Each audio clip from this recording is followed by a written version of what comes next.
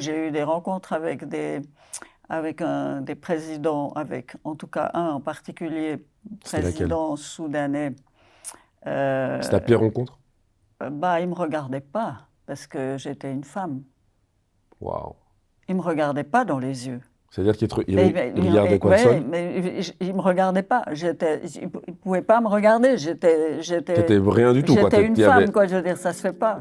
Hello, bienvenue dans la saison 3 du podcast Face au miroir. Ce podcast a été réalisé en coproduction avec 20 minutes. C'est un honneur d'accueillir Micheline Calmeret dans cet épisode. L'ancienne conseillère fédérale nous raconte sans tabou son histoire. Bonjour Micheline. Bonjour. Comment vas-tu? Va bien, merci. Je suis honoré de t'avoir ici à Lausanne avec moi. J'espère bien. Ah non, mais vraiment, je tiens vraiment à dire, on a pu discuter un petit peu avant. J'ai trouvé vraiment des choses très, très intéressantes. Ma première question que j'ai pour toi, ou une supposition plutôt, c'est que j'ai fait un sondage sur Instagram et j'ai averti que tu venais aujourd'hui à Lausanne pour le podcast. Et les gens m'ont dit, non mais c'est incroyable, Micheline on l'adore, elle a tellement bien représenté la Suisse, j'ai plein de questions à lui poser. Pourquoi? Ils vous ont dit pourquoi? Parce que tu as impacté la Suisse d'une manière positive. Ah, mais ça me fait plaisir. Moi, ça me fait plaisir parce que ce n'était pas évident, hein, je veux dire, de représenter la Suisse. Je ne sais pas si vous avez entendu récemment une députée française, une députée européenne qui a dit qu'elle ne voulait pas que l'Europe soit une grande Suisse molle. C'est clair. Donc, moi, j'ai vraiment travaillé pour représenter la Suisse, qui est un pays qui respecte les droits humains, qui est un pays qui est actif sur la scène internationale, qui défend la paix, la promotion de la paix, qui est un pays neutre, exactement, la neutralité. qui peut faire des médiations, qui peut essayer de rapprocher les gens, rapprocher les peuples, les faire parler ensemble. Tout à fait. Et voilà, et ça pour moi c'était très très important. Moi ce qui m'intéresse c'est les gens, donc que ça soit au niveau international, et ça me fait plaisir que les gens pensent ça. Et ma question c'est, pourquoi vous ne vous rapprochez pas de cette jeunesse justement? Pourquoi vous n'avez pas de compte Instagram par exemple aujourd'hui? J'ai pas de compte Instagram parce que j'ai pas le temps. Vous n'avez pas le temps. J'ai tout simplement pas le temps, je ferai plus rien. Hein. C'est vrai. Non, mais je suis encore active. Et puis, je ne devrais pas dire encore. Je suis active parce qu'il faut être actif. Si on n'a plus de projet, on n'est plus dans la vie. On rencontre plus personne, on fait plus rien. Moi, je veux pas regarder la télévision du matin au soir ou bien me cacher sur mon canapé pour lire un roman toute la journée. Totalement. Moi, je suis active et j'ai des contacts avec les jeunes. Alors, dans le cadre de mon travail, oui. Ouais, parce que je donne un cours. Et donc, j'ai contact avec les jeunes. Et ça, je trouve super. Et quels sont vos échanges avec ces jeunes aujourd'hui? Dans le cadre du cours, on travaille ensemble sur des cas concrets. Par exemple, le semestre passé, on a travaillé sur le Haut-Karabakh, la guerre du Karabakh. Oui. Et je travaille avec des étudiants de l'École polytechnique fédérale de Zurich, de l'Université de Genève et du Centre de relations internationales de Moscou, avec des étudiants russes. Et on travaille avec des méthodes très modernes. Hein. Ce n'est pas parce que j'ai un certain âge que... J'imagine, on s'adapte. Non, mais on est obligé. Oui, c'est clair. On est obligé parce que je ne peux pas rassembler des étudiants venant d'horizons si divers autrement que par visioconférence. C'est sûr. Donc on est dans des salles avec des écrans et on se parle. C'est très... On a même pendant la pire période de pandémie où on a dû faire des simulations en visio, on arrive à créer des liens quand même. C'est clair. On arrive à créer des liens, on arrive à avoir des discussions. Et tu faisais référence à l'âge justement. Donc ces jeunes sont beaucoup plus jeunes que moi, toi. Bien sûr. Mais est-ce qu'ils savent tous qui tu es? Est-ce que tout le monde sait qu'est-ce que tu représentes et qui tu es? Les gens, mes étudiants, oui. Ceux de Zurich aussi, les Suisses. D'accord, ceux de l'étranger. Mais il faut dire qu'il y a beaucoup d'étudiants étrangers à Genève, à Zurich. Ce n'est pas forcément tous des Suisses. C'est vrai. Et donc, mais bon, on suit mon cours parce que c'est un cours sur l'art et la science de la négociation. Alors forcément, à un moment donné, il faut quand même que j'explique comment j'ai acquis une certaine expérience. C'est sûr. Et pourquoi ils viennent là. Pourquoi ils viennent t'écouter. Voilà, exactement. Micheline, est-ce que de devenir présidente a toujours été, ou est-ce qu'on peut dire un rêve ou une... Non, pas du tout. Pas du tout. Hein. Pas du tout. Quand tu commences donc, dans ta jeunesse, c'est qui Non, Micheline fait non, quoi? moi j'ai commencé par militer dans les organisations féminines, féministes, je sais pas comment, à l'époque. Ouais, Et parce que les injustices faites aux femmes m'ont toujours révoltée, hein, je veux dire. mais déjà à un jeune âge? Ah ouais, moi je suis d'une famille de 3 filles. D'accord. Et mon papa disait: «À quoi ça sert d'étudier? Écoute, tu vas quand même finir par te marier». Et Ah! à l'époque, les études secondaires étaient payantes. Mmh. Et donc, mon père qui était employé CFF, il disait: «Maman, moi je veux pas te payer des études, de toute façon tu vas te marier». Et c'est ma mère qui a insisté pour que, parce que moi je voulais étudier, j'adore ça. J'aime étudier. J'aime découvrir des nouvelles choses, et alors, ma mère a insisté. D'accord. Et ça m'a toujours fait, mais grimper au plafond. Je veux dire, ces injustices faites aux filles, les considérer comme vraiment des quantités négligeables. Alors j'ai commencé par militer là, et après pour l'environnement. Et puis pour mon environnement immédiat, hein, en Suisse, on a la chance de pouvoir lancer des initiatives au niveau municipal. Tout à fait. Alors j'ai participé au lancement d'une initiative au niveau communal pour éviter qu'il y ait une autoroute qui traverse un quartier très dense de la Tout à fait. banlieue genevoise. Et puis à partir de là, je me suis dit non mais là il faut que je rentre dans un parti politique pour avoir vraiment un impact. Mais donc ça, c'est à cause ou grâce un petit peu au côté machisme du papa? Non, je dirais pas, peut-être aussi à cause de mon tempérament. Moi, je C'est supporte vrai? pas les injustices. Je Mais les supporte pas, que ce c'est-à-dire soit que à l'égard déjà, des autres ou à mon égard. ça c'est magnifique et j'adore cette valeur-là parce que La même chose. Exactement. Ouais. Mais c'est-à-dire qu'il y a quand même l'impact de ressentir ça dans sa propre famille à un moment donné, ou un petit peu quand même. Mais c'était pas spécial à ma famille. C'était C'est assez vraiment général. général. C'était les filles. On était, vous savez, par C'est vrai que exemple, c'est une époque moi j'ai fait différente. l'école de commerce. Ouais. Et les filles avaient 3 mois de moins d'école de commerce que les garçons. 3 mois, parce que j'étais dans une école de filles, hein, et 3 mois qui étaient consacrés à la couture, à la tenue du ménage, comment on repasse, comment on soigne un bébé. Ah, Et vraiment, hein. moi, j'ai refusé de faire ces 3 mois. Je suis partie en Suisse alémanique pour apprendre l'allemand. Et vous savez qu'on ne m'a pas donné mon diplôme de commerce? Non. On me l'a refusé parce que je n'ai pas fait mes 3 mois d'école ménagère. Et ça c'est pas ma famille en particulier. Je veux dire, parce C'était que ma vraiment mère, qui n'avait ouais, jamais fait c'est vrai. d'études, elle poussait pour que ses filles puissent avancer et n'être pas comme elle, sans formation. Mais c'était toute la société en général. On considérait que, voilà, le chemin normal, il fallait se marier, quoi. Donc ce sentiment d'avoir justement cette, entre guillemets, justice pour les femmes a grandi à travers toutes ces expériences-là où on t'a fait ressentir en fait qu'au final, ta place, c'était de t'occuper des enfants, de te marier, de faire le travail de femme de l'époque. Mais ça a changé. Ouais, j'ai fini par faire des enfants et me marier. Mais ce dont j'avais horreur, c'est qu'on me l'impose, Voilà, et qu'on exactement, me donne un chemin de vie qui C'était ton n'était pas choix, le mien, au final, qui tout n'était à pas fait, mon choix. tout à fait, Voilà. tout à fait. Donc tu décides disons, tu fais des études pour aller dans le sens de la politique quand même, au final. Non, j'ai fait des études parce que je voulais devenir interprète, parce que j'aimais beaucoup. Moi, je suis quelqu'un d'ouvert, j'adorais me renseigner le vaste monde, quelque part. Et je voulais faire interprète parce que je voulais être dans les organisations internationales. Ouais. Et puis, j'ai pas pu.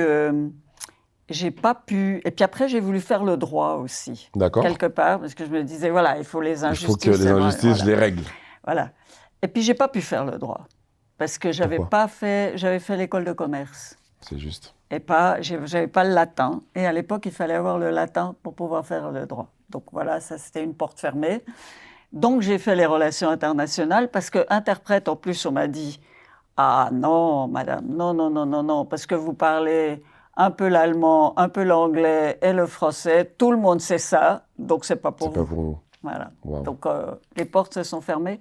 Mais c'est aussi le fait que je viens pas d'une famille d'universitaires. Hein, on était des gens modestes.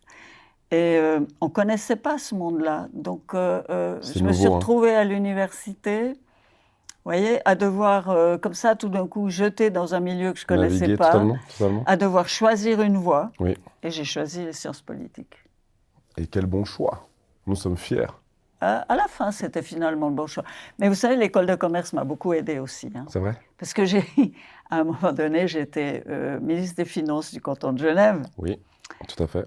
Et j'étais une des seules personnes qui comprenait ce que c'était qu'un bilan, qui savait lire actif, passif, Tout à fait. qui savait faire de la comptabilité Tout à fait.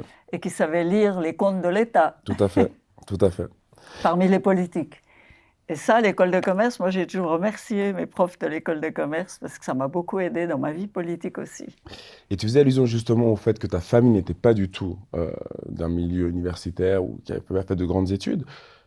Comment se passe ton dépaysement du Valais à Genève?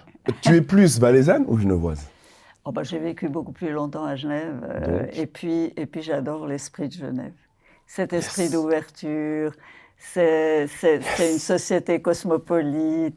On voit, je suis très Est-ce que tu peux continuer, continuer, s'il te plaît, Micheline? Parce qu'il y a des gens ici qui sont dans cette salle-là qui détestent Genève. Mais écoute, je suis très émue quand je vais aux promotions.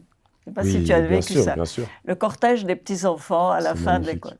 Ils sont de toutes les couleurs. Et ils parlent tous avec un accent genevois à couper au couteau. Et ça m'émeut vraiment. Je trouve ça magnifique. Vous avez entendu? Ça, c'est Genève. Vous avez entendu? Voilà, ça, c'est Genève. Et ça me plaît. Ouais. Donc, plutôt genevoise. Eh ben, j'ai des origines valaisannes et j'ai un caractère de valaisanne. C'est vrai, voilà. J'avoue. Ouais. Mais j'aime bien Genève et je suis tellement contente d'habiter Genève et j'étais très heureuse d'être conseillère d'État à Genève, d'être parlementaire à Genève. Voilà. C'est cet esprit-là que j'aime beaucoup. Et je souhaiterais que toute la Suisse soit aussi ouverte que le canton de Genève. Merci. Merci beaucoup, Micheline. C'est beau d'entendre des belles Non, mais je n'ai pas dit ça ça pour te faire plaisir. Hein. Ah non? Non. Je non, dis mais ça parce ça que vient du cœur. Sincèrement, voilà. Sincèrement. Ouais. Parfait. Entre deux, tu fais plein de choses. Tu travailles aussi un peu dans la construction? J'ai commencé ma vie professionnelle accessoire pendant mes études pour gagner un peu d'argent dans une entreprise de construction. D'accord. Voilà. Et en même temps, tu faisais aussi une entreprise de livres familiales, déjà, à ce moment-là? Ou c'est après? Avec mon mari, on a créé une société de diffusion de livres. Et puis que j'ai dû arrêter quand j'ai été élue conseillère d'État au canton de Genève parce qu'on livrait des livres aux bibliothèques cantonales, donc c'était incompatible. D'accord. Ouais. Tu as soulevé quelque chose tout à l'heure qui était vachement intéressant. Tu as dit que tu étais la seule qui savait lire les bilans au niveau quand tu étais... J'ai pas dit la seule, j'ai dit une des seules. D'accord. Mais je te jetais des fleurs. Ah oui, parce que les gens, ceux qui font le droit, ceux qui font d'autres facultés, ils n'apprennent pas la comptabilité concrètement telle que moi je l'ai vécue. Quoi. Et tu as eu un impact très important dans le sauvetage de la banque. La Banque cantonale de Genève, oui. Ça, c'est... Est-ce que tu peux me raconter un peu plus qu'est-ce que ça implique en fait? Et surtout, et encore une fois, sans avoir un côté machiste, mais une femme qui a un tel pouvoir. C'était pas un tel pouvoir. J'ai été élue conseillère d'État et c'est pas un hasard si on m'a donné les finances. Les finances du canton de Genève étaient dans un état pas très bon, je dirais, pour être élégante. Pour être politiquement correct. Donc, dans ces cas-là, on désigne une femme pour faire le ménage. C'est ce qui a été fait. Donc, voilà. Donc, j'avais les finances cantonales à mettre en ordre de marche parce qu'on avait un déficit abyssinal et les taux d'intérêt étaient très élevés. Et la première chose qui m'est arrivée quand j'étais conseillère d'État, c'est renouveler un emprunt public qui était très important. Et c'était une banque japonaise qui avait octroyé cet emprunt. Et je me suis retrouvée à lire une lettre où cette banque me disait « Oui, alors madame, voilà, où est-ce que vous allez faire des économies dans la réduction des profs à l'école, dans la réduction du personnel de santé ?»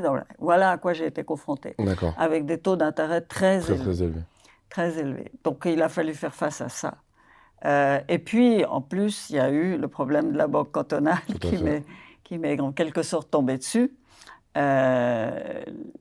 C'était l'époque comment est-ce qu'on peut dire ça, une espèce de folie immobilière. Et donc, on achetait des terrains, on les revendait le lendemain, c'était une pure spéculation. à laquelle la Banque cantonale n'a pas pu résister. Et elle s'est trouvée en posture vraiment délicate. Tout à fait. Et un beau jour, le directeur et le président de la banque sont venus dans mon bureau pour me dire écoutez, c'était une banque cantonale, donc qui avait des participations du canton. Et pour me dire écoutez, ça va mal, on a besoin d'augmenter le capital, donc il faut que le canton participe. Et puis, de fil en aiguille, de jour en jour, j'ai fini par percevoir que la situation était vraiment quasi en faillite, quoi. Et il a fallu prendre des mesures, ce qui n'était pas évident. Hein. C'est pas évident. Mais ces mesures, c'est toi qui les prends? Ah, bah, c'était le canton, hein, mais le Conseil d'État. Donc, il fallait aller au Conseil d'État, j'ai dû faire démissionner le directeur, le président, changer les gens. Ah oui. Et c'est pas du tout facile. C'est des grandes décisions. Oui, c'est pas du tout facile. Alors là, franchement. Et puis, le jour où on me téléphone, il y avait des actifs qu'on appelle des actifs qui étaient pourris, quoi. Je veux dire, dans la banque, qui valaient plus rien, ou presque plus rien à l'époque. Et on avait créé une commission pour évaluer ce genre d'actifs délicats. Et le président de cette commission me téléphone, il me dit « Vous êtes assise, madame ?» J'ai dit « Oui, oui ». Il me dit « C'est pas la petite somme qu'on avait en tête qui est la véritable somme. Elle est beaucoup plus élevée, madame. Elle était de 6 milliards à l'époque, à mon souvenir. » Waouh. De dette, donc. Oui, d'actifs. D'actifs qui figuraient au bilan et qui valaient à l'époque, qui étaient des actifs toxiques, quoi. Waouh. Donc, il a fallu éviter la faillite de la banque, parce que ça, franchement, là aussi, encore une fois, la Banque cantonale de Genève, comme pratiquement toutes les banques cantonales, c'est des petits épargnants. C'est des gens qui mettent leurs économies à la fin du mois, 50 francs, 100 francs, 20 francs, sur un carnet d'épargne, garanti par l'État, jusqu'à un certain montant. Totalement. Et laisser partir la banque en faillite, ça voulait dire que tous ces gens-là auraient perdu leur argent. C'est sûr. Donc il a fallu la sauver. Il a fallu mettre de l'argent public là-dedans. Et il a fallu assumer le déficit que ça impliquait sur les comptes de l'État de Genève. Et il a fallu aller chercher de l'argent, des emprunts.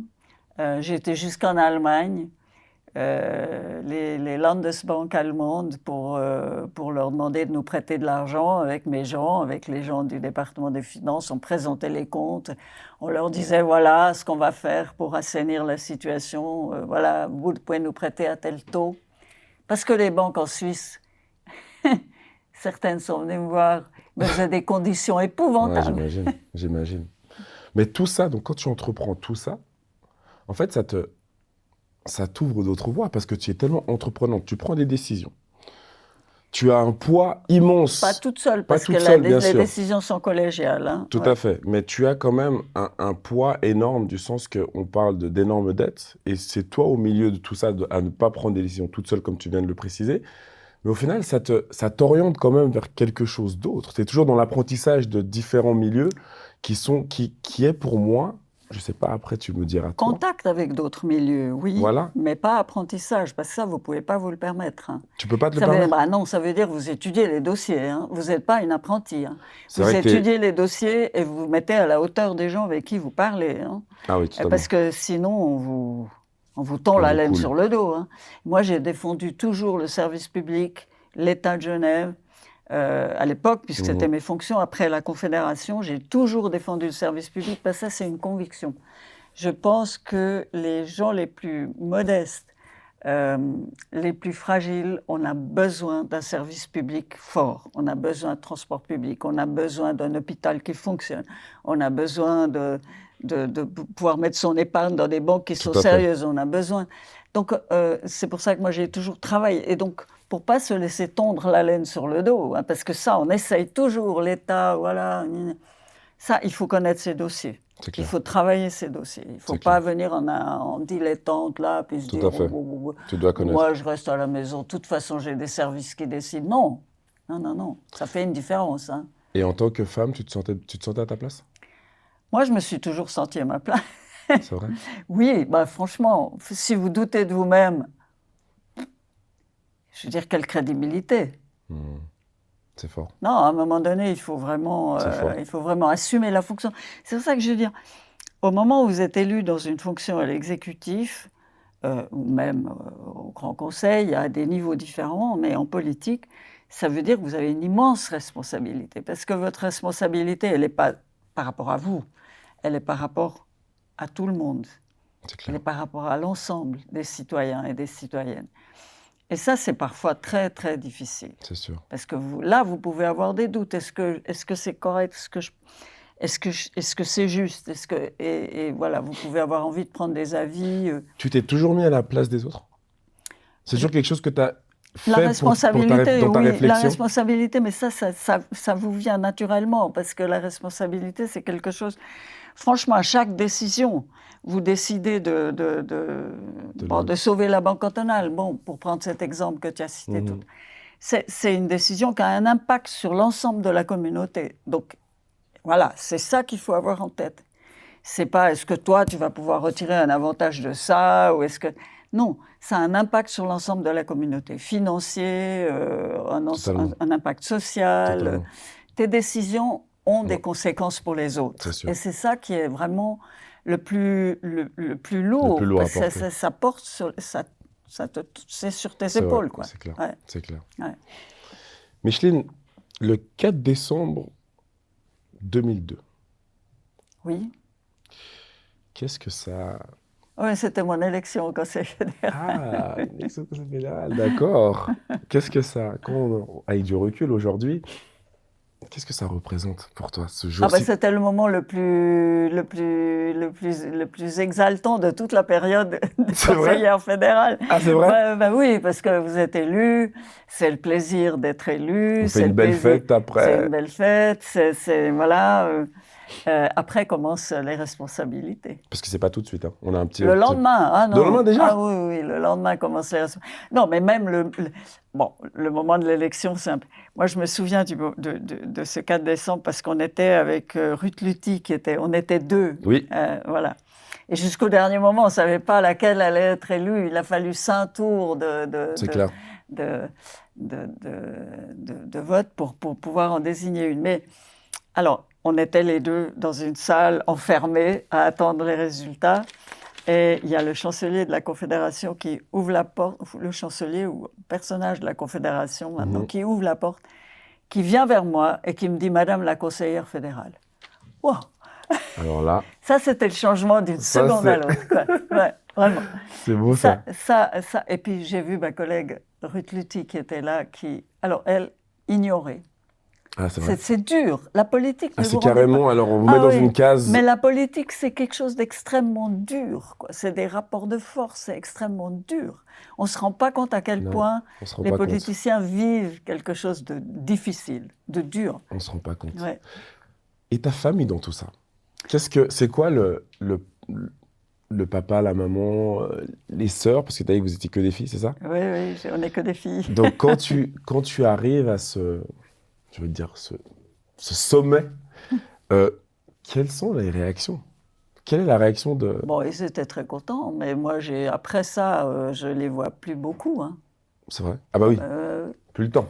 Bah oui, Plus la le temps. fonction. La fonction. Oui, la fonction. Vous ne pouvez plus... je souhaite l'anniversaire de mon père, je l'invite avec ma maman à la maison à Genève pour son anniversaire. Qu'est-ce qui se passe? On a le tsunami qui arrive avec 3000 Suisses coincés à Phuket et dont une partie ont disparu. Et j'ai passé la soirée au téléphone, quoi, je veux dire. Bah, par exemple, donc ça veut dire que là, comment ça se passe? Le tsunami arrive, on t'appelle.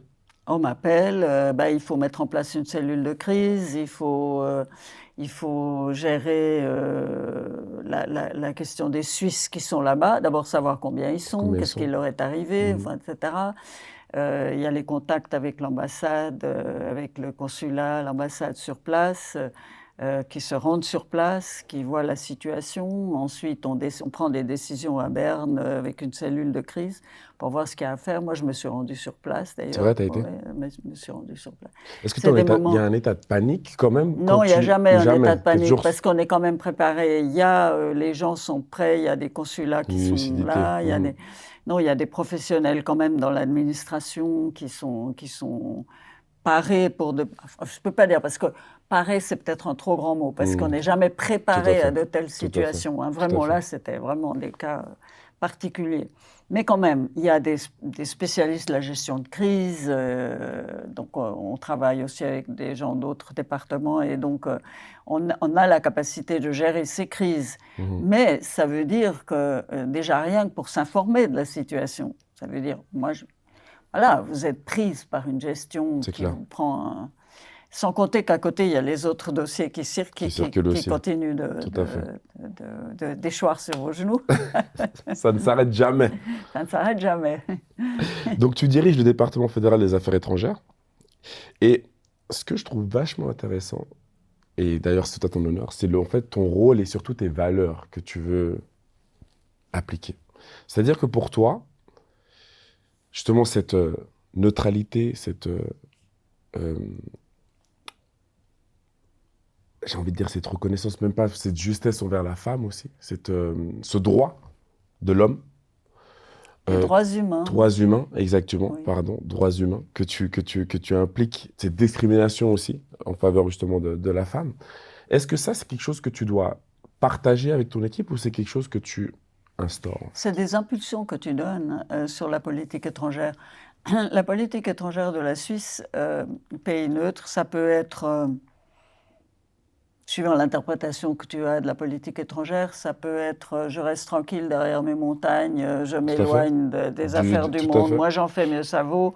La meilleure ministre des Affaires étrangères, c'est celle qui se tait dans les 4 langues nationales. C'est clair. Ça, ce n'était pas du tout ma conception. Ma conception, c'était de dire la Suisse est un pays neutre.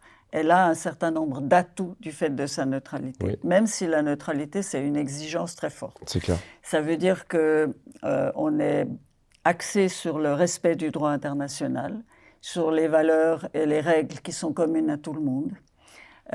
On est capable de le dire haut et fort, oui. de le rappeler. On joue notre rôle de négociateur honnête, oui. de rapprochement entre les gens, entre les peuples. Et donc, on a un rôle très particulier dans la communauté internationale. On défend le multilatéralisme, le dialogue avec tout le monde. Moi, j'ai dialogué avec tout le monde, même des gens que je ne recevrais pas dans mon salon, hein, je veux dire, parce qu'on ne partage pas les mêmes standards ni les mêmes valeurs. D'ailleurs, ma petite fille me dit souvent, mais enfin, comment tu peux serrer la main? M'a dit souvent, comment tu peux serrer la main à ce dictateur? Enfin, ce n'est pas possible. J'ai dit, mais si je parle qu'avec des gens qui respectent les mêmes standards que moi, je parle avec personne. Tout à fait. On a tous... Tout à fait, tous des différents, voilà. C'est clair. Et donc, je parle avec tout le monde. La Suisse parle avec tout le monde. Et c'est quelque chose de pas évident du tout, ni à faire comprendre en Suisse et auprès des Européens. Hein, je veux dire, quand on a commencé à parler avec les Iraniens, parce qu'on a été parmi les tout premiers à être le go-between entre les Iraniens et les membres permanents du Conseil de sécurité et l'Allemagne. Je raconte ça, je me souviens, je raconte à un ministre de la Défense anglais à New York, en marge de l'Assemblée générale, qu'on a des contacts avec l'Iran. Il saute au plafond. Il n'y croit pas. Non, pas qu'il n'y croit pas, il me dit, mais quelle horreur! Comment vous pouvez? Comment vous pouvez? Et donc, ça, je veux dire, c'est pas du tout évident, hein, je veux dire, de défendre ses valeurs, y compris chez soi. C'est souvent mal compris. On a parlé avec le Hamas, à un moment où le Hamas était considéré comme, toujours considéré comme une organisation pas fréquentable. Tout à fait. Et mes collègues européens me disaient, mais enfin, c'est pas possible. Mais je dis, mais enfin, comment? Je dis, mais si vous voulez baisser les tensions dans la région, si vous voulez qu'un accord de paix puisse arriver, il faut parler avec ceux qui ont de l'importance dans la région. Il faut parler avec tout le monde. En fait, tu avais comme devise la communication. En fait, la communication pour toi était Moi, j'ai une essayé de sorte... rapprocher les gens et Voilà, les peuples, parce que je pensais que c'était aussi, ça faisait aussi partie du rôle de la Suisse, défendre les droits humains, le multilatéralisme, c'est-à-dire les règles, le dialogue entre tout le monde et totalement, les règles élaborées qui valent pour tous. totalement. Parce qu'un pays comme la Suisse, regarde, on n'est pas une grande puissance, Non, non. On est un c'est le moins pays de qu'on puisse dire. moyenne importance économiquement Tout parlant. à fait. Donc, voilà, comment on peut se défendre dans le grand monde? On le voit aujourd'hui avec les tensions qui existent, hein. C'est Comment on clair, peut se défendre? c'est clair. Que en promouvant des règles qui valent pour tout le monde, que en promouvant des organisations internationales qui sont efficaces. Malheureusement, C'est on clair. a des organisations internationales qui demanderaient à être réformées pour être vraiment efficaces. Mais pour nous, les règles doivent valoir pour tout le monde de la même façon. Et quand je rencontre un ministre chinois, je dois pouvoir lui dire écoutez, voilà, on a des problèmes avec vous avez signé tel et tel accord international, mais on constate que vous ne le respectez pas et nous, ça nous fait problème. Mhm. Donc, c'est pas pour donner des leçons de morale. Ouais, Pas. Parce que moi, j'ai horreur qu'on instrumentalise les droits humains. Si on c'est les clair. instrumentalise politiquement, à ce moment-là, ils sont en danger. Hein. Et tous ces rapprochements que tu faisais, c'est-à-dire avec l'Asie, par exemple, ou encore d'autres continents, est-ce qu'à un moment donné, tu aurais voulu, là je parle vraiment de toi, de ta personne, tu aurais voulu que la Suisse fasse partie de la zone euro ou jamais? De l'Union européenne, moi, je me suis battue pour la voie bilatérale. Parce que la voie bilatérale, c'est-à-dire des accords Oui, sectoriels oui, entre la Suisse et l'Union européenne. exactement. Pourquoi? Parce que l'adhésion, quand je suis arrivée au Conseil fédéral, l'adhésion de la Suisse à l'Union européenne n'était déjà plus sur la table. D'accord, Ça veut dire qu'il n'y a pas de majorité en Suisse d'accord. pour ça. Ouais. Parce qu'on on craignait pour notre neutralité, on craint toujours pour notre neutralité et notre souveraineté. On est un pays un peu particulier, un peu une île au milieu de l'Europe. Tout à fait. Et donc, moi, je me suis battue pour la voie bilatérale parce que je pense que c'est un bon compromis qui permet de garder une souveraineté en même temps d'avoir accès au grand marché européen. Mhm. Voilà. Alors maintenant, évidemment, ça pose un problème. On est en pleine crise C'est ça, du bilatéralisme, si je puis exactement. dire, des difficultés dans nos relations avec l'Union européenne. Mais je pense que le Conseil fédéral a bien fait d'arrêter des négociations sur la base d'un accord qui divisait toute la Suisse. Sans entrer dans les détails, ça divisait de l'extrême droite à l'extrême gauche en passant par le milieu, quoi. Il n'y avait pas une famille politique qui n'était pas divisée, ni une famille non. Ah, je veux dire, Tout à fait. personne n'était d'accord. Même le Conseil fédéral était C'est pas divisé. d'accord. Donc à partir de là, vous voulez négocier quoi? C'est Il clair. faut arrêter les frais. Hein. Donc on va dire qu'au final, tu voulais quand même que la Suisse fasse partie de l'euro. Non, non, non, non, non, non, non. Et même si on avait adhéré, je crois que j'aurais proposé qu'il y ait des exceptions à cette C'est vrai? adhésion en termes d'euro, de neutralité, D'accord. un certain nombre d'exceptions à une adhésion. Non, non. Moi, je suis pro-européenne, c'est vrai, mais pas à n'importe quel Pas à n'importe prix. quel prix. Pas à n'importe quel prix. D'accord. Donc, D'accord. et l'Europe se montre aujourd'hui assez peu flexible à l'égard de la Suisse. L'Europe n'est pas très sûre d'elle-même. Vous savez, quand les gens doutent d'eux-mêmes, hein, ils deviennent rigides. C'est clair. Eh ben, c'est un peu le cas de l'Union européenne à l'heure actuelle, à l'égard de la Grande-Bretagne, à l'égard de la Suisse, à l'égard des pays tiers. Les Européens deviennent assez rigides. Et ça pose des difficultés parce on a intérêt à trouver un bon partenariat avec l'Union européenne. Moi, je ne suis pas du tout pour faire la guerre à l'Union européenne, ça serait ridicule. C'est clair. On a intérêt à trouver un bon partenariat, mais il faut pour ça être deux. Hein. C'est vrai, c'est vrai. Micheline, qu'est-ce que le Kosovo représente pour toi?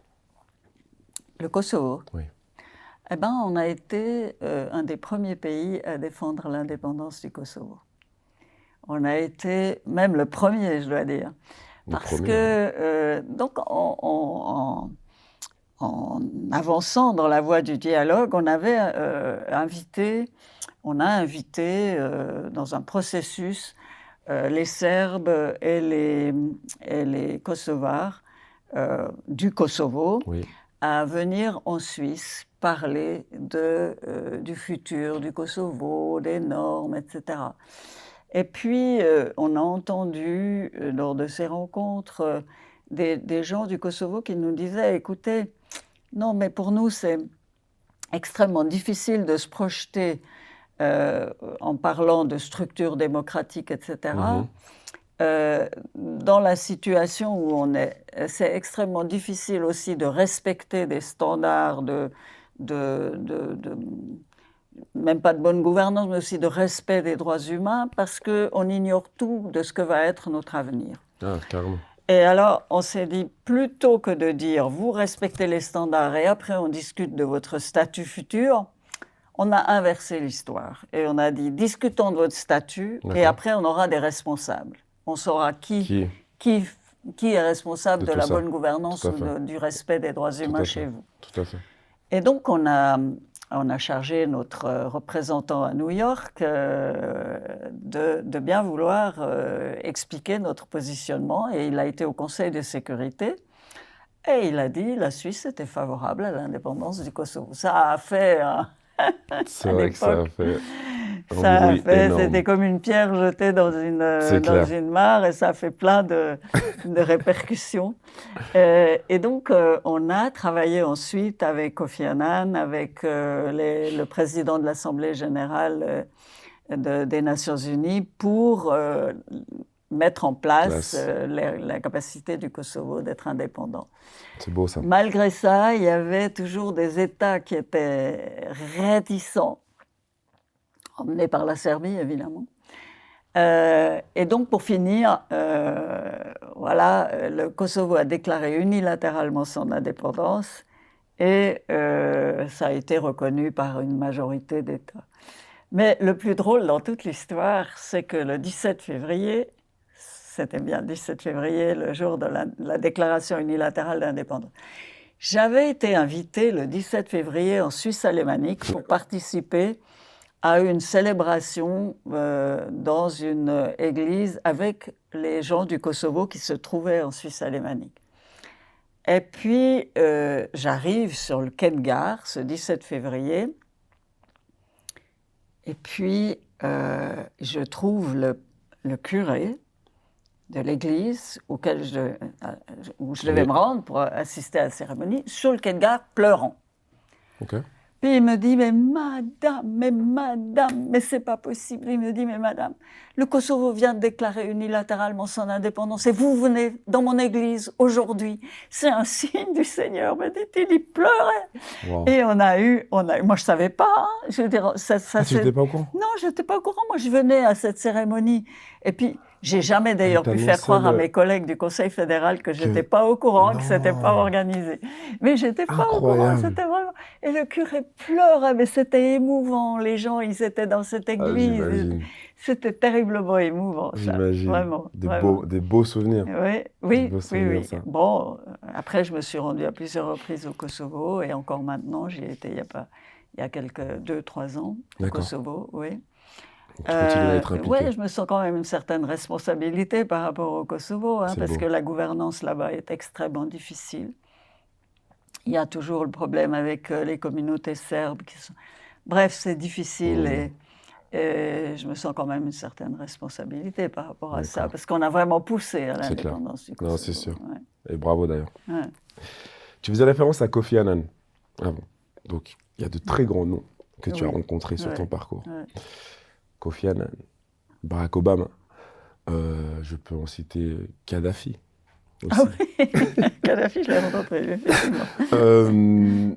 Tous ces noms-là, qu'est-ce que ça fait de les rencontrer? Parce que nous, on est là, on les voit à la télé, mais toi, en tant que présidente de la Confédération, tu as une autre approche, bien sûr. Tu n'es pas impressionné. Est-ce que tu as déjà été impressionné par ce genre de personnes? Non, mais j'ai du travail à faire. Donc, moi, je ne les ai pas rencontrés comme ça pour les admirer. Je les ai rencontrés parce qu'il y avait des enjeux à discuter avec eux. C'est clair. Alors, Barack Obama, la Suisse était médiatrice entre l'Arménie et la Turquie. Oui. Et Barack Obama était très intéressé à ces négociations.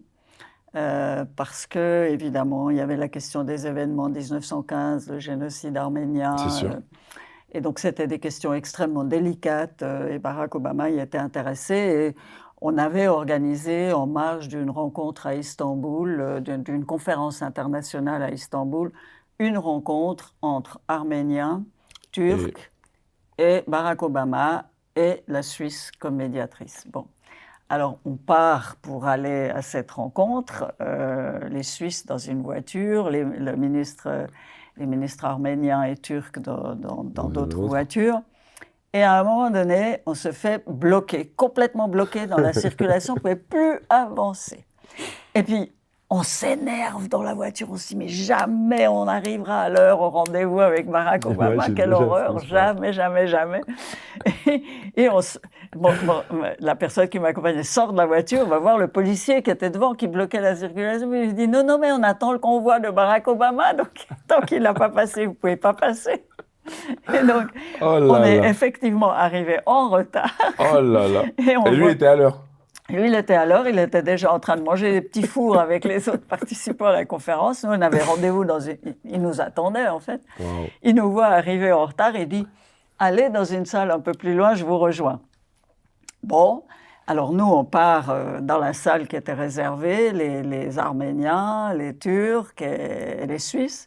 On s'installe et on attend Barack Obama. Barack Obama arrive. Il nous dit bonjour, puis à un moment donné, il dit non mais on ne peut pas rester là.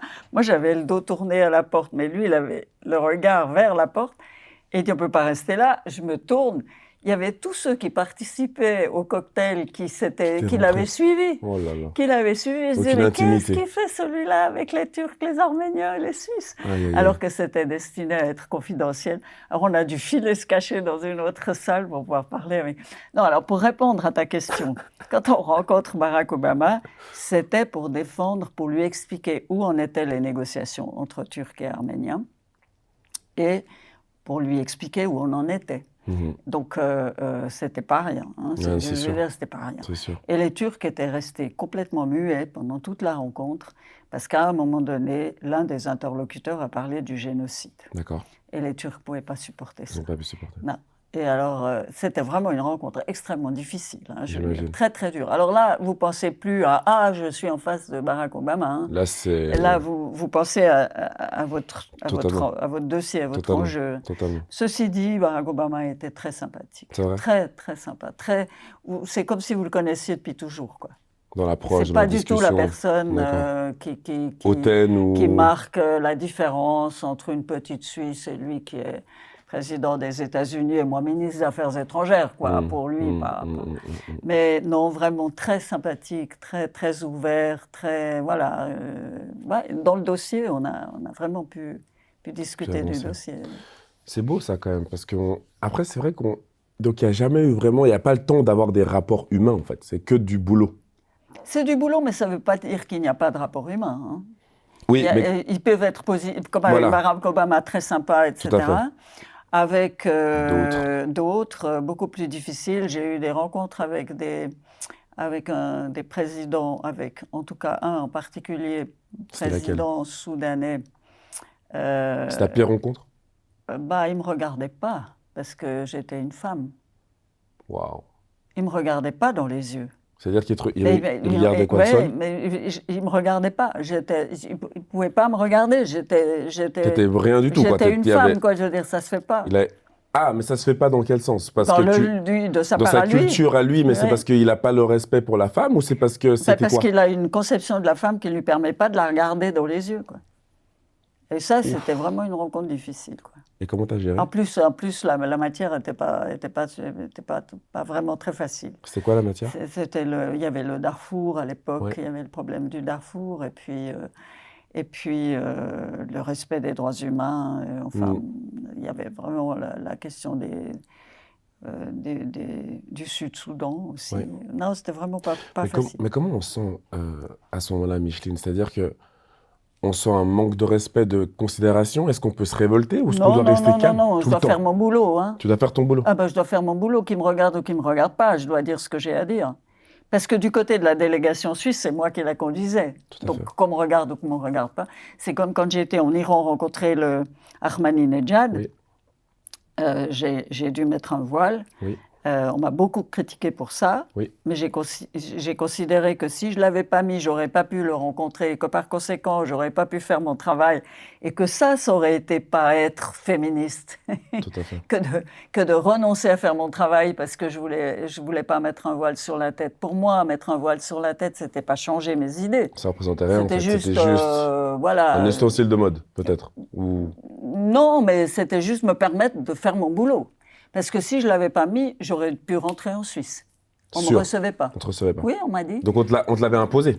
On me l'a imposé, bien sûr. Je suis rentrée, l'avion a atterri en Iran. On a dit avec une de mes collaboratrices qui est maintenant secrétaire d'État, Madame L'Oeil, qui m'accompagnait, on était 2 femmes dans la délégation, et on a dit on essaye de rentrer sans voile. D'accord.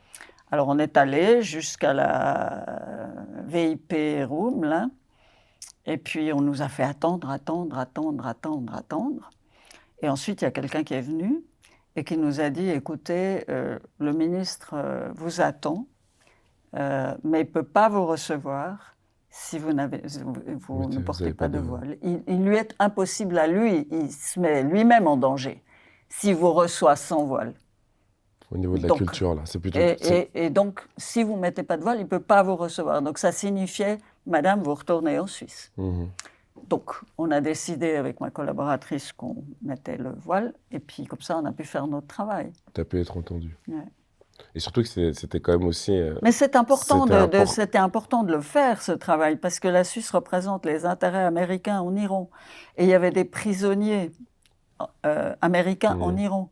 Et donc, il fallait qu'on en parle. Et on parlait de châtiment corporel, d'amputation. On a parlé de droits humains, mais on a parlé aussi des prisonniers américains. Tout à fait. Puisqu'on représentait leurs intérêts, c'était mon travail de le faire.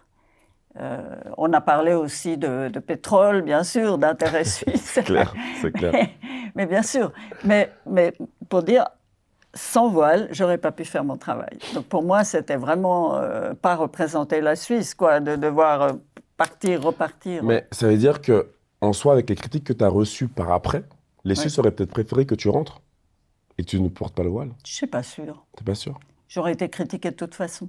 À l'époque, je pense. Si j'étais rentrée, on aurait dit que je n'avais pas fait mon travail. Voilà. Et comme je l'ai fait avec le voile, c'est d'autres catégories de gens qui se sont offusqués parce que j'avais dû porter un voile. C'est fou quand même. Et puis l'histoire, c'est que... Alors, on m'a beaucoup vue avec ce voile sur la tête et souriante. Oui. Et donc, j'étais bien consciente qu'il ne fallait pas que je sourie avec un voile sur la tête en termes de communication. Hein. Mais Jean m'avait averti, faites attention. Est-ce que tu as réussi? Alors, j'attendais la rencontre avec Ahmadinejad dans une antichambre. Et puis, on m'a dit, OK, il vous attend. Il m'attendait au bout d'un couloir. Donc, je sors de mon antichambre. Il y avait dans tout le couloir un mur de photographes. Et je me suis dit, oh là là, comment je vais faire? Alors, je me suis tournée de l'autre côté. D'accord. Ouais. Puis j'ai essayé de marcher comme ça. Un petit peu, OK. Ouais. Ouais. Et puis, il y en a un, au bout d'un moment, il dit à haute voix, il dit, elle fait exprès, elle tourne la tête de l'autre côté. Puis moi, j'ai fait comme ça en rigolant. Oh. Voilà. C'était pas... La photo était prise. Belle photo. Belle photo. Oui, belle photo. Mais un sourire magnifique. Moi, je trouve honnêtement, Micheline, que tu as un sourire vraiment rayonnant. Oui, c'est pour ça que j'aurais pas dû rayonner, probablement. Ouais, non, c'est clair. Pas à ce moment-là. Mais c'est des choses qui arrivent, hein, franchement. C'est des choses qui arrivent. Ton côté humain t'a rattrapé. Oui. Ta vraie personnalité. J'ai une question un peu personnelle, c'est-à-dire comment tu fais pour concilier tous ces voyages et tous ces rendez-vous avec ta vie de famille? Ah ben alors la vie de famille, moi j'ai pas vu grandir mes petites filles. Hein. Je les ai pas vraiment vues grandir. Parce que voilà, le travail, ça vous prend tout, quoi. À un moment donné, vous vous engagez pour la collectivité, vous représentez votre pays, et donc ça passe avant. Ouais. Ça passe avant. Ouais, c'est clair. J'ai eu la chance d'avoir un conjoint qui était d'accord. Je veux dire, qui a accepté, mais qui a vécu seul, qui a vécu quasiment seul, quoi. Je veux dire, il voulait. il ne m'a pas accompagné à Berne parce qu'il n'avait pas d'amis à Berne, il n'avait pas de vie sociale à Berne. Il est genevois, il c'était était vraiment... genevois, il est D'accord. resté à Genève. Et donc, voilà, on se voyait le Quand... week-end, voilà, dans les circonstances. Mais il est resté seul, et d'autant qu'il n'était pas en très bonne santé. Donc, pour lui, ça a été difficile parce qu'il ne pouvait pas m'accompagner dans les voyages. Donc, voilà, pour lui, ça a été extrêmement difficile. D'accord, Donc, oui, c'était, j'imagine. du point de vue de la vie de famille, c'était voilà, C'était un peu compliqué. faut mettre une croix dessus, quoi. Mm. C'est pas une vie de famille normale. Tout à fait. C'est pas une vie de famille normale. Et les enfants te le reprochent Bon, aujourd'hui? mes enfants étaient grands, mes enfants étaient adultes. Hein. Ah, eux, Oui, mes enfants étaient adultes. il n'y a donc, pas eu d'impact plus non. que ça. Mes enfants ont vécu mon engagement politique plus jeune. Ouais.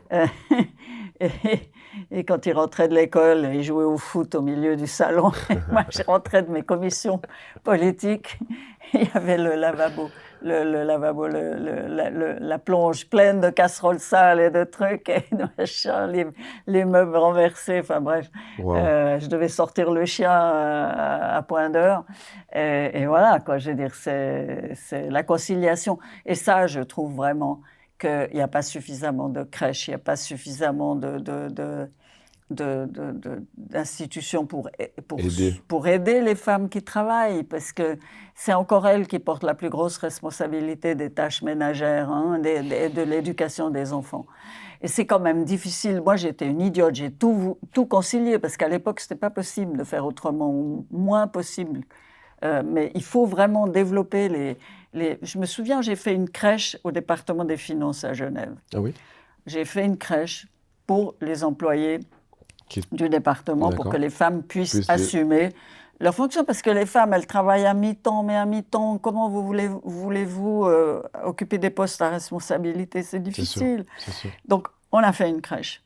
Mais le jour où on a fait une information dans le quartier que la crèche des finances était ouverte, il y a eu des gens du quartier qui sont venus, et même d'ailleurs, qui sont venus.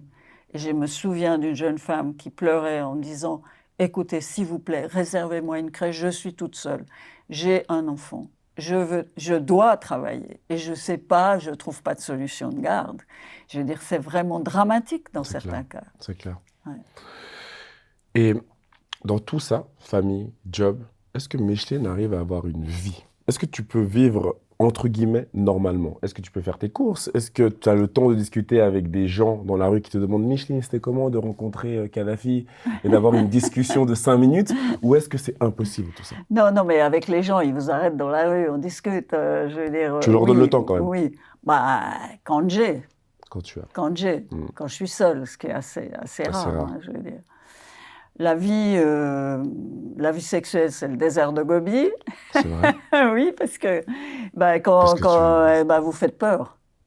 Une femme fait peur dans ces fonctions-là. C'est vrai. Ouais. Et puis ça va pas, vous n'avez pas le temps. Bref. Mais est-ce que Micheline se fait draguer, par exemple? Tu te fais draguer un petit peu? Tu t'es fait draguer dans ce... Non, parce qu'on fait peur. Non, mais pourquoi? Non, mais on fait peur. Les femmes dans des fonctions d'autorité font peur. Mais pourquoi? Alors, d'abord, on essaye de les séduire dans l'administration, parce qu'on se dit, si je suis en bon terme avec ma chef, ça ira mieux, quoi. Tout à fait. Ouais. Puis quand ils voient que ça ne marche pas comme ça, alors c'est beaucoup plus difficile. C'est clair. C'est clair. C'est beaucoup plus difficile. Donc, en réalité... Un homme dans une fonction d'autorité séduit. Une femme fait peur. Mais par contre, donc, c'est toi qui as le choix. Ouais, si on peut dire. Un peu quand même. Si on peut dire. Si on peut dire. Et puis alors, Kadhafi, c'était quoi cette rencontre et c'est quoi comme homme? Comment tu pourrais décrire cet homme? Ah ben moi, je l'ai rencontré qu'une seule fois. Une seule fois. Hein. Parce que toutes les négociations pour sortir les otages de Suisse, oui. de Libye. Oui, parce que ici, on ne prend pas les otages. Ici, on n'apprend pas les otages. Non. Sortir les otages de Libye, ça s'est fait avec des personnes. En fait, on s'est confrontés, nous, Suisses, État de droit, à un État voyou, à une dictature, qui n'avait ni foi ni loi, qui pratiquait une diplomatie de cow-boy. Ouais. Ils nous donnaient rendez-vous, ils ne venaient pas, ils nous faisaient attendre. Ils ont mis à l'isolement nos 2 étages en Libye d'une minute à l'autre. Je veux dire, ils vont pour un examen médical, Ils ne ressortent jamais de l'examen médical. On les enferme pendant 7 semaines. Mais c'était vraiment très, très, très, très dur. Et en fait, il n'y avait que le monsieur Kadhafi qui décidait. Muammar Kadhafi, c'était lui seul qui prenait les décisions. Vous pouviez discuter avec le Premier ministre, avec le ministre des Affaires étrangères, vous faisiez des promesses, ça valait rien. C'était uniquement le...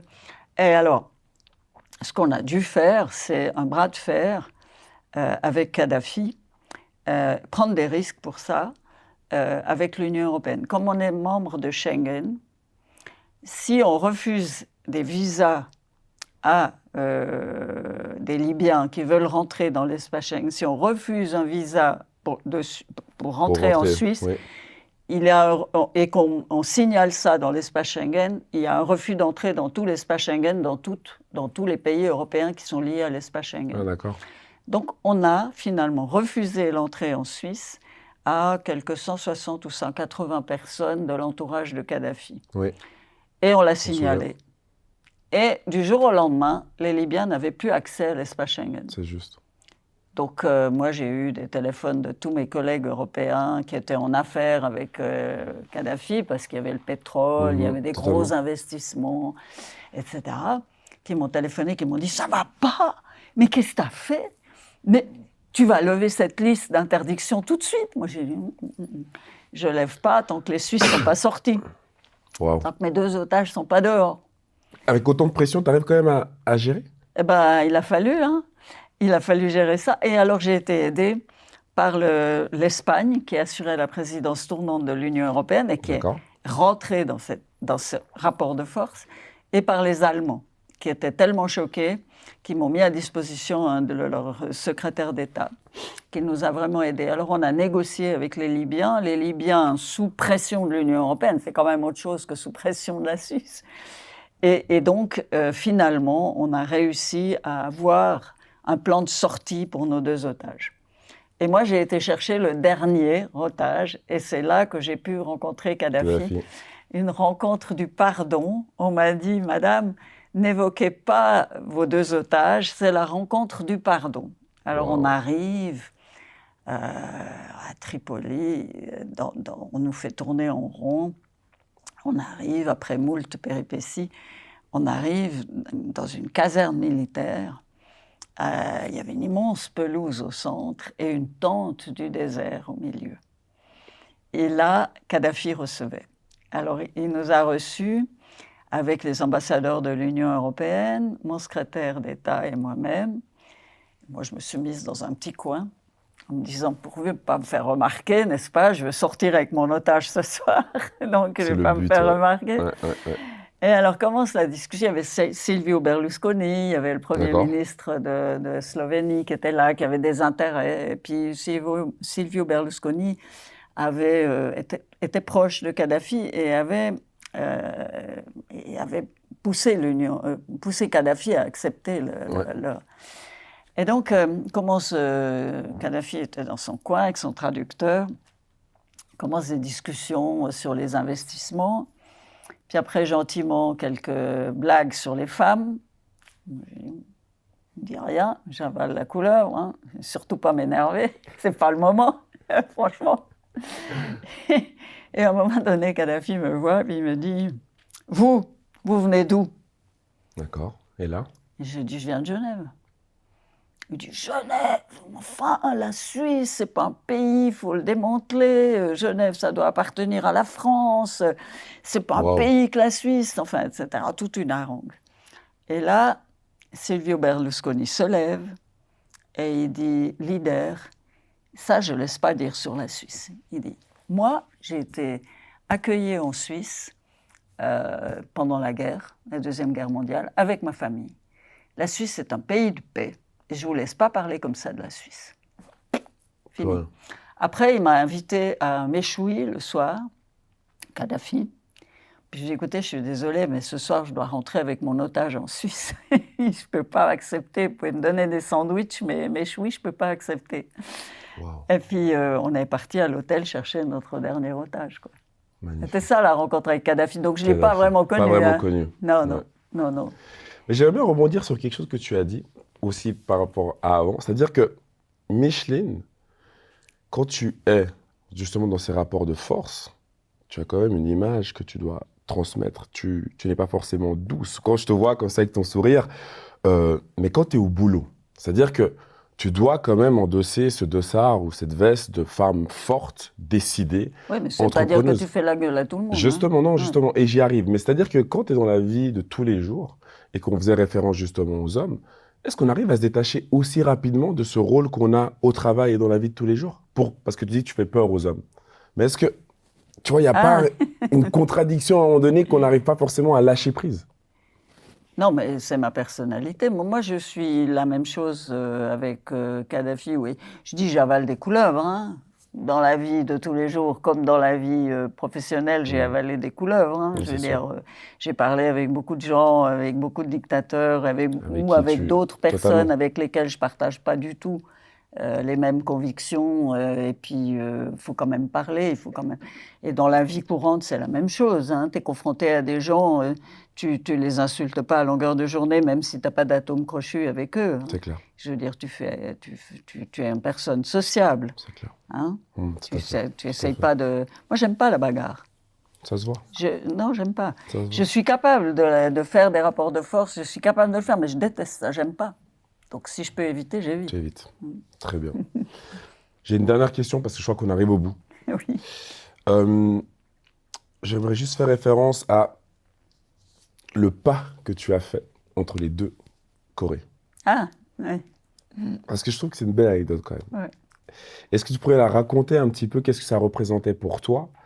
Les chaussures, l'accident, le fait que normalement tu pouvais presque plus marcher, mais tu as quand même... Je m'étais cassé le genou. Tu t'es cassé le genou carrément. La veille. La veille du départ. Donc la veille du départ, tu te casses le genou, mais tu y vas quand même. Est-ce que tu peux... C'est-à-dire, on voulait m'opérer. Puis j'ai dit non, parce que si vous m'opérez, je ne peux pas partir. Donc vous mettez une attelle.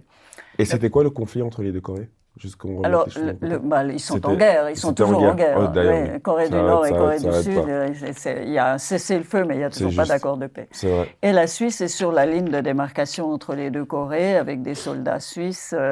Et donc, on avait été... la Corée du Nord nous avait invités à venir. Mon prédécesseur, d'ailleurs, c'était très peu de temps avant que je sois en fonction. Le voyage était préparé, j'ai dit « OK, on y va ». Bon, voilà.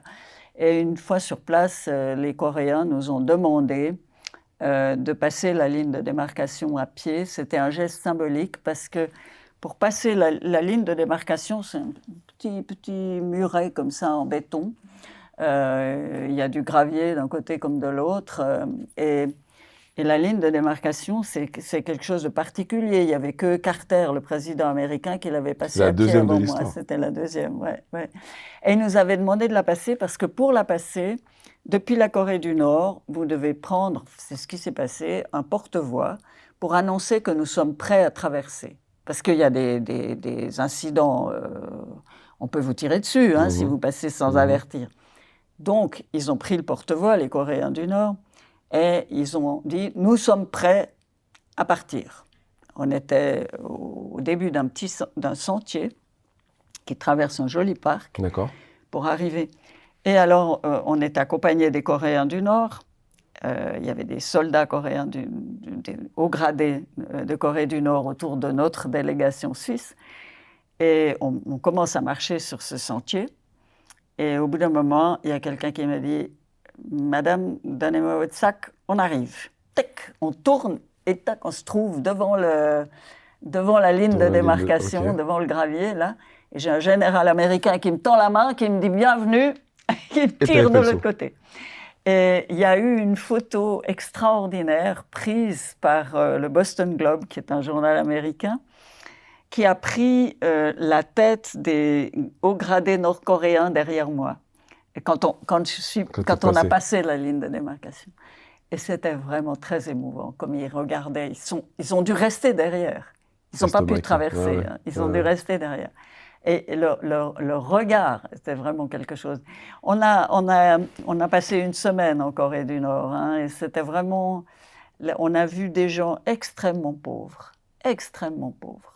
C'était vraiment la misère. Vous ne trouvez pas On n'a pas vu un seul déchet par terre. Tout est recyclé. Les gens sont très, très pauvres. Et le département des Affaires étrangères nord-coréen nous a invités à visiter une usine quelque part dans la campagne. Ils avaient pris le pique-nique avec eux pour pas que les gens doivent nous nourrir avec leurs ressources. Wow. C'était la famine. C'était la famine. Ils étaient très, très pauvres. Ça nous a beaucoup émus de voir les gens là-bas. Et alors, les Nord-Coréens m'ont demandé de passer la ligne de démarcation. Et l'annonce du passage, ils ont dû parler aux autres, avec le porte-voix, pour annoncer qu'on passait. Ça veut dire qu'ils ont dû communiquer avec le Sud et avec les Américains. Et donc, c'était le signal qu'ils étaient prêts à parler. Parce qu'à ce moment-là, il y avait une détente entre les deux Corées. Et c'était leur signaler. C'est plein de symboles. Tout à fait, tout à fait. On est prêt à parler avec vous. Micheline, moi, j'adore. Je pourrais t'écouter encore pendant 3 heures. Malheureusement, j'ai pas le temps. Ça va. J'ai pas le temps. J'ai juste une question. Est-ce que j'ai le temps de poser les questions des internautes ou pas? Hein? Enfin. Ils ont dit qu'il y avait. Donc, on a le temps. Je te pose juste quelques questions qui m'ont été envoyées quand j'ai mis sur Instagram que je t'ai rencontré aujourd'hui. Donc, la première question est...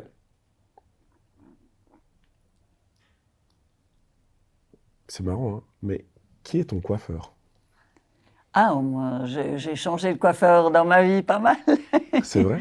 En fonction de mes lieux d'habitation. Donc. Mais est-ce que quand tu es présidente ou tu es dans la est-ce qu'il n'y a pas un coiffeur attitré? T'as pas une personne Quand j'étais à Berne, j'allais au coiffeur à la gare de Berne parce que je n'avais pas besoin de rendez-vous, donc c'était vite fait. Bah, tu vois. Ouais. Comme quoi, les mèches et les choses, les jeunes ont aimé. Les jeunes aiment ta coupe de cheveux, tu vois. Ouais. C'est fou quand même. Et alors, attends, la prochaine, c'est...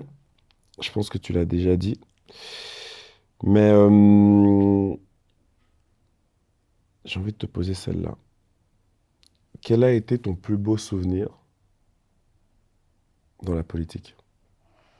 Ouf. Alors, j'ai pas mal de bons souvenirs, mais j'ai pas mal de mauvais aussi. J'imagine.